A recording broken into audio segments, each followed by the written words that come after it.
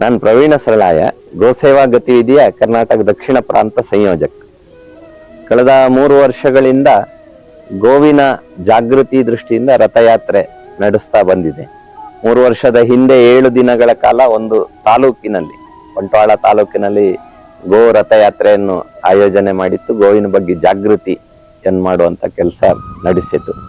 ಮುಂದಿನ ವರ್ಷ 3 ಜಿಲ್ಲೆಗಳಲ್ಲಿ ದಕ್ಷಿಣ ಕನ್ನಡ, ಉಡುಪಿ, ಕೊಡಗು ಜಿಲ್ಲೆ ಒಳಗೊಂಡಂತೆ 44 ದಿನಗಳ ಕಾಲ ಬೆಳಗಿನಿಂದ ರಾತ್ರಿವರೆಗೆ ಬೇರೆ ಬೇರೆ ಶಾಲಾ ಕಾಲೇಜುಗಳಿಗೆ ಹೋಗಿ ಹಳ್ಳಿಗಳಲ್ಲಿ ಗೋವಿನ ಬಗ್ಗೆ ಜಾಗೃತಿ ಕಾರ್ಯಕ್ರಮಗಳನ್ನು ನಡೆಸುವಂಥದ್ದು ಯಶಸ್ವಿಯಾಗಿ ನಡೆಯಿತು. ಕಳೆದ ವರ್ಷ ನಂದಿ ರಥಯಾತ್ರೆ ಅಂತ ಹೇಳೋ ಹೆಸರಲ್ಲಿ 95 ದಿನಗಳ ಕಾಲ ಇಡೀ ಕರ್ನಾಟಕ ರಾಜ್ಯದಾದ್ಯಂತ ರಥಯಾತ್ರೆ ತುಂಬಾ ಯಶಸ್ವಿಯಾಗಿ ನಡೆಯಿತು. ಮುದ್ದೇನಹಳ್ಳಿಯ ಮಧುಸೂದನ್ ಸಾಯಿ ಅವರ ಅಧ್ಯಕ್ಷತೆಯಲ್ಲಿ ಶಿವರಾತ್ರಿ ದಿನ ಅಲ್ಲಿ ಕಾರ್ಯಕ್ರಮ ನಡೆಯಿತು. ಒಂದು 2,000 ಜನ ಭಾಗವಹಿಸಿದ್ರು. ಜಗತ್ತಿನ 100 ದೇಶಗಳಿಂದ ಆ ಕಾರ್ಯಕ್ರಮ 100 ದೇಶಗಳಲ್ಲಿ ಪ್ರಸಾರವೂ ಆಯಿತು. ನಮ್ಮ ರಾಜ್ಯದ ರಾಜ್ಯಪಾಲರ ಹತ್ರನೂ ಹೋಗಿ ಗೋವಿನ ಮಹತ್ವ, ನಂದಿಯ ಉಳಿವಿನ ಬಗ್ಗೆ ಜಾಗೃತಿ, ಅವರ ಒಂದು ಜೊತೆ ಸಂವಾದವೂ ನಡೆಯಿತು.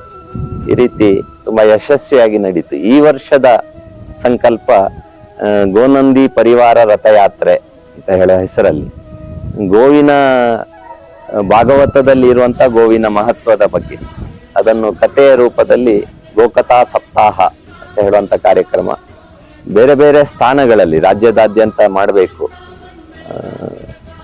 ಗೋವಿನ ಮಹತ್ವವನ್ನು ತಿಳಿಸುವಂಥದ್ದು ಮಾಡಬೇಕು. ಅದರ ಜೊತೆಗೆ ಗೋಶಾಲೆಗಳು ಇರ್ಬೋದು, ಗವ್ಯ ಉತ್ಪನ್ನಗಳು, ಇದರ ಜಾಗೃತಿಯನ್ನು ಮಾಡಬೇಕು. ಭೂಮಿ ಉಳಿಬೇಕು ಅಂತಾದ್ರೆ ಗೋವಿನ ಸಗಣಿ, ಗೋಮೂತ್ರ ಅದು ಭೂಮಿಗೆ ಬೀಳುವಂಥದ್ದಾಗಬೇಕು. ಭೂಮಿಯ ಸುಪೋಷಣೆ ಆಗಬೇಕು. ಈ ರೀತಿ ಭೂಮಿ ಸುಪೋಷಣೆ ಆದ್ರೆ ಅದು ಆರ್ಥಿಕವಾಗಿ, ಆಧ್ಯಾತ್ಮಿಕವಾಗಿ ಮತ್ತೆ ಆರೋಗ್ಯದ ದೃಷ್ಟಿಯಿಂದ ಎಲ್ಲ ಸಂರಕ್ಷಣೆಯನ್ನು ಅದು ಮಾಡ್ತದೆ. ಆ ಥರ ಭೂಮಿ ಸುಪೋಷಣೆಯ ಉದ್ದೇಶವನ್ನು ಇಟ್ಕೊಂಡು ಈ ಗೋನಂದಿ ಪರಿವಾರ ರಥಯಾತ್ರೆ ಇದು ಯೋಜನೆ ಆಗಿದೆ. ಮುಂದಿನ ಮಾರ್ಚ್ ತಿಂಗಳಲ್ಲಿ ಅದು ಪ್ರಾರಂಭ ಆಗ್ಲಿಕ್ಕಿದೆ. 108 ಸ್ಥಾನಗಳಲ್ಲಿ ಗೋಕಥಾ ಸಪ್ತಾಹ ನಡೀಲಿಕ್ಕಿದೆ. ಅದರ ಮೂಲಕ ಹಿಂದಿನ ಏನೋ ಜಾಗೃತಿ ನಡೆಯಿತು ಅದಕ್ಕೆ ಪೂರಕವಾಗಿ ಇನ್ನಷ್ಟು ದೊಡ್ಡ ಪ್ರಮಾಣದಲ್ಲಿ ಸಮಾಜ ಇವತ್ತು ಮಠ ಮಂದಿರಗಳ ಎಲ್ಲವೂ ಜೋಡಿಕೊಂಡಿದ್ದಾವೆ. ಅನೇಕ ಸಂಘ ಸಂಸ್ಥೆಗಳು ಜೋಡಿಕೊಂಡಿದ್ದಾವೆ. ಈಗಾಗಲೇ ಯಾರು ಗೋವಿನ ಭಕ್ತರಿದ್ದಾರೆ, ಗೋಶಾಲೆಗಳನ್ನು ನಡೆಸ್ತಾ ಇದ್ದಾರೆ, ಅವರಿಗೂ ಶಕ್ತಿ ತುಂಬುವಂತದ್ದಾಗಬೇಕು. ನಮ್ಮ ಹಿಂದೂ ಇದರಲ್ಲಿ ಏನು ಗೋವಿಗೆ ಮಹತ್ವ ಇದೆ ಅದು ಇನ್ನಷ್ಟು